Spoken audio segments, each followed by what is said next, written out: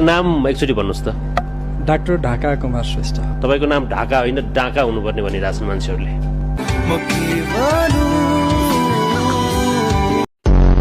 त्यो दामी घटाक्छ साँच्चै। ल म पनि भोलि दिन जिम जान्छु ल साँच्चै। कति दिन गरे तिमीले? अहिले मैले कति दिन भयो भन्दाखेरि कानको जाली फुट्ने गरी हानिदिन्छु भन्नलाई अंग्रेजीमा के भन्नुपर्छ? त्यसलाई घुमाएर गर्दाखेरि त धेरै घुम्छ सर। सिधा भन्दा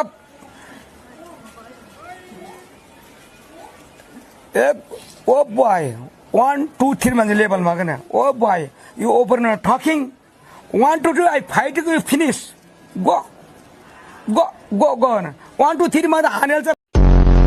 कसम भनेको एकचोटि लक मात्र परोस् न, सास पनि सोधी सोधी फेर्छु। बेबी सास फेरौँ। के भन्नु?